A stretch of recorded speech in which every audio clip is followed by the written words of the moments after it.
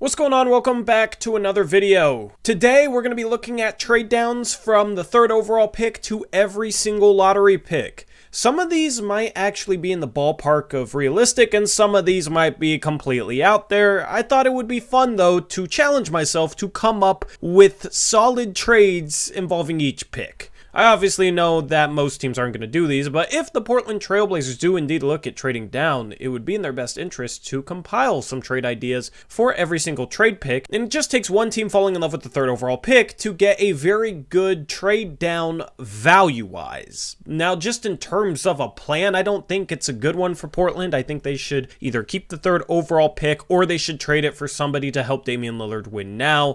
I'm not a big fan of many trade down routes. I just wanted to explore the possibilities though. Now it's been a couple days since I've uploaded. My apologies. I didn't feel like recording yesterday because I had a rec game. And on a drive, I got my eye absolutely gouged out. Look at this thing. It doesn't feel good. It feels better than it did yesterday, though. I just didn't feel like recording after all that, so it's been a couple days hiatus. Also, our mock off-season has been going on. You can check out our Discord linked in the description box below if you want to see all the trades and signings as free agency starts tonight and draft selections as well from our 30-person mock off-season. That's been a lot of fun. So sorry for the hiatus, but we're back with this video, and I got a lot of fun content planned. With that being said, let's jump into it. First off, the one pick that I won't have a trade for is the 10th overall pick, as the Dallas Mavericks have no assets that mean anything outside of Luka Doncic. The cupboard is bare. They went all in on Kyrie Irving. That obviously didn't pan out. They got this 10th overall pick, though, but they just don't have the ammunition to trade up for 3, and I wasn't about to piss off Mavericks fans by throwing Luka Doncic in a trade, so if you're expecting a Mavs trade, it's not going to happen. For the 4th overall pick, I have a trade where the Blazers trade down from 3 to 4, get the 15th overall pick in Tari Eason. The Rockets get Keon Johnson in a second, and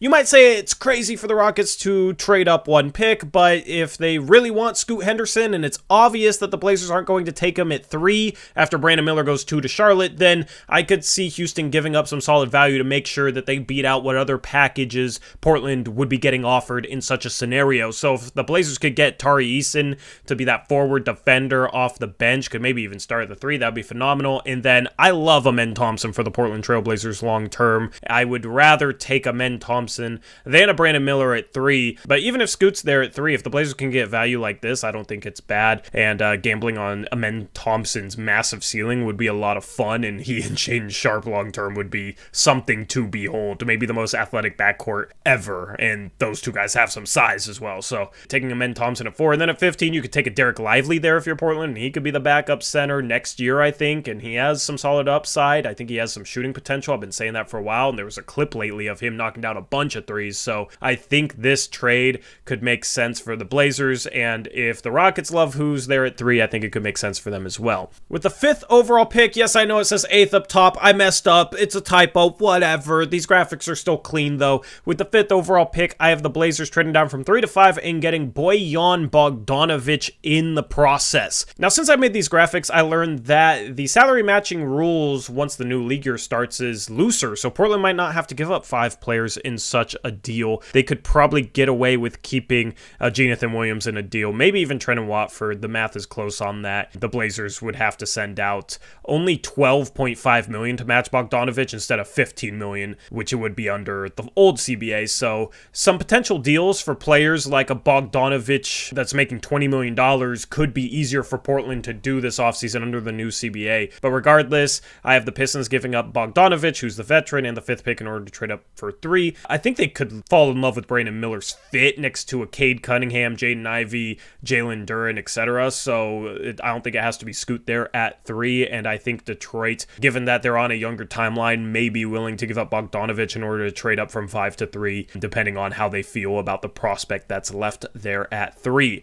With the 6th overall pick, this is for pick 6 and 11, since Orlando has both, and the obvious trade down scenario has both of those going to Portland for the 3rd overall pick. A lot of trade ideas I've seen has the Blazers getting Wendell Carter Jr., but I want to get Bol Bol as well. I would honestly maybe rather have Bol Bol at only $2 million next season than Wendell Carter Jr. I think Wendell Carter Jr. has more upside, so it's a debate, you know, but I really like Bol Bol, especially on his lower salary going into next season considering the Blazers and how cheap they are. So if you're Orlando, you're probably looking to pair Scoot Henderson, maybe Brandon Miller too, next to Paolo Banchero. I think Miller would be a solid fit there with his shooting ability. Giving Banchero a secondary playmaker that can shoot the ball would make a lot of sense. But if you compare Scoot with Paolo, I mean, that's a great rebuild going on there for Orlando. That would be two guys with legitimate star power and physically dominant and yet skilled for their positions as well. So I think the Magic could fall in love with Scoot and be willing to give up some depth in the front court in order to get Scoot and then address the center position later on in their rebuild. You got Franz there as well. He's phenomenal. Franz, Scoot, Paolo. Is that a good enough big three down the line to win a championship? I wouldn't necessarily rule it out. So it's all about building that core for the Magic, and being able to trade up to 3 could make some sense in order to truly add to that.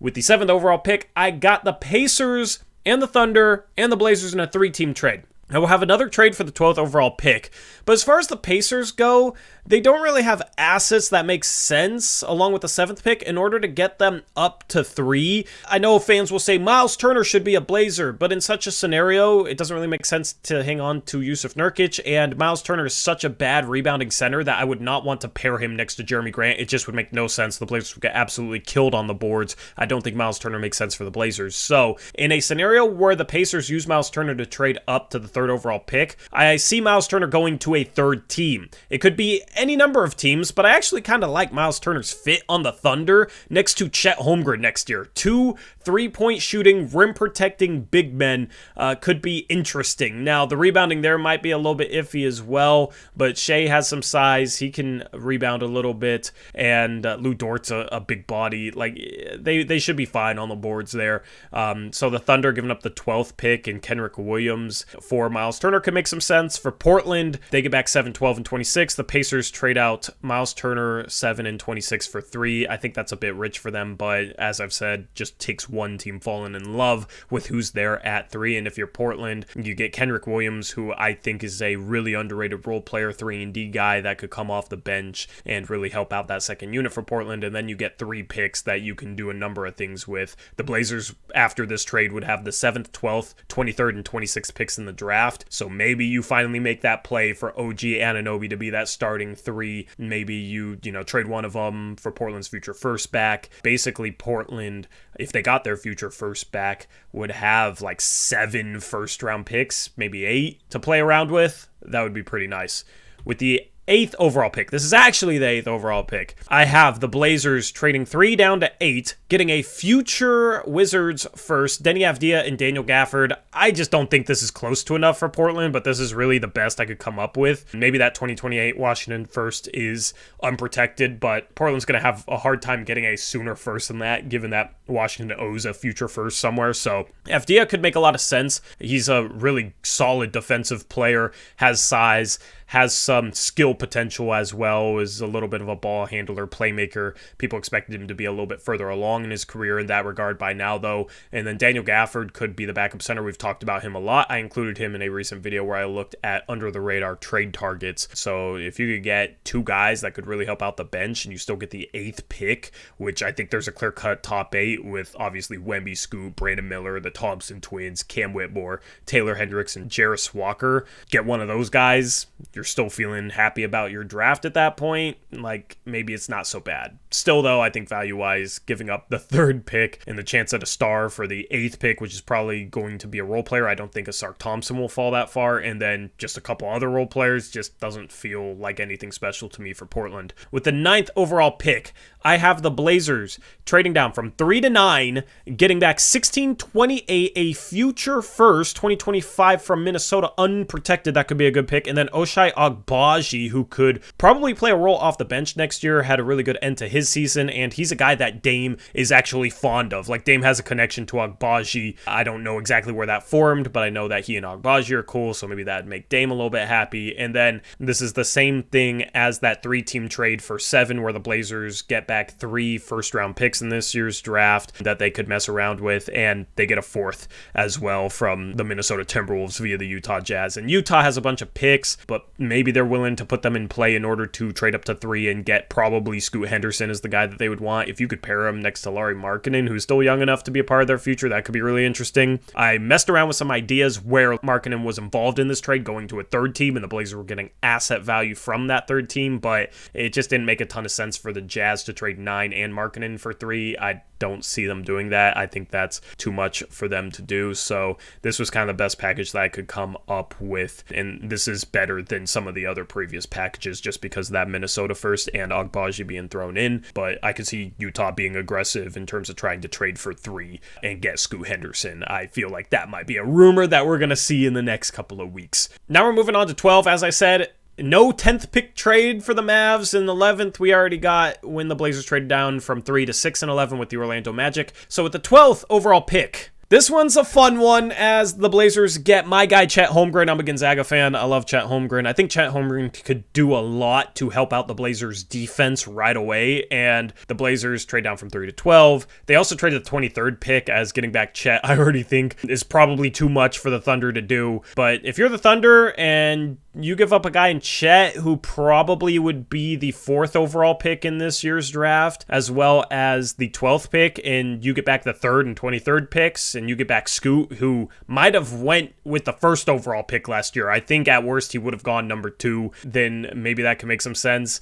Some people won't like the SGA and Scoot fit in the backcourt for all the same reasons why they don't like the LaMelo and Scoot fit in Charlotte, for all the same reasons why Charlotte might pass up on Scoot with the number 2 pick. I get it, but Scoot, I think, can play off the ball, and SGA has the size to defend shooting guards, and Scoot can play bigger than he is. Like, I think they could coexist in the backcourt. I think SGA would need to get a little bit better playing off the ball, but in order for him to ever win a championship, I think he'll need to get better playing off the ball regardless. So start that process now with Scoot, maybe that would make sense. I don't see the Thunder doing this, though, just from a fit perspective, but value-wise, I don't think this trade is too bad, and I would love Chet in a Blazer uniform next season. With the 13th overall pick, I have the Toronto Raptors trading OG Anunoby, 13 and a future first, to Portland for number 3 and salary matching filler. Now, Raptors fans and the Raptors GM Masai Ujiri seem to overrate OG Anunoby drastically. I've seen trade ideas where they think they can get the 3rd pick straight up for OG Anunoby, who's going into the last year of his deal, supposedly wants a bigger offensive role and could leave for anywhere.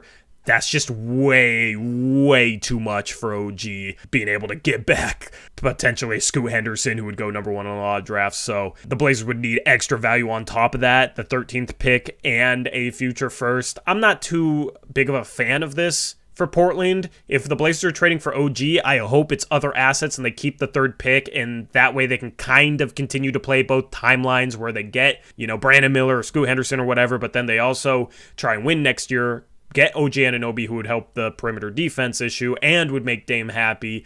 And then, it's kind of like last offseason where the Blazers got Jeremy Grant and Shane Sharp. This offseason would be OG Anunoby and whoever they get with the 3rd pick. But value-wise, this is closer to realistic than a lot of OG Anunoby trades I've seen. I'm still not a huge fan of it for Portland, though. And with the 14th overall pick, last pick of the lottery, last trade I got the Blazers trading down from 3 to 14. They get back 2 future firsts, including the Milwaukee first they give up for Jeremy Grant. And they also get back Dyson Daniels, who was the 8th pick in last year's draft, and Herb Jones.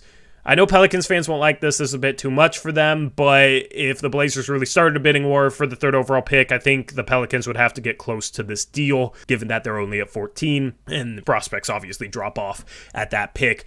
Herb Jones, I would love in a Blazer uniform because I think he'd solve a lot defensively. Dyson Daniels, I really like his defensive capabilities and his playmaking. I think he could kind of fill a Josh Hart role off the bench, the role I always wanted Josh Hart to be in. Daniels is big enough to defend some small forwards, so you could pair him next to Shane Sharp, and he's kind of like a point forward type of role player. So I really like both those guys. We can argue about the 1st round picks, but I expect both those picks to end up being late in the 1st round anyway. So I still think value-wise, this is really good for New Orleans. If you can get Scoot Henderson and move CJ off the ball, which I think might be the best solution, or you get Brandon Miller and start CJ Ingram, Brandon Miller, Zion, and whoever the center is. I could see the Pelicans trading up to 3 or wanting to trade up to 3 for either of those guys. Anyway, let me know what you guys think of these trade ideas. What was your favorite trade idea for the Blazers? What was your favorite trade idea for another team? Let me know down in the comment section below. I'm really curious to read your thoughts on some of these wild trade ideas. Now, tomorrow I'll probably drop a video regarding Jaylen Brown. If the Boston Celtics complete this comeback, I'll be upset. If they don't, then I'll be still somewhat hopeful that the Blazers can land Jaylen Brown. So we'll have a stream on that tomorrow night talking about that as well. So maybe I'll throw out a different video tomorrow. I'm not entirely sure. Anyway, thank you guys for watching this one. Hit the like button. It helps me out. And subscribe if you're new. And with that being said, I'm out of here. Until next time, as always, peace out. Go Blazers.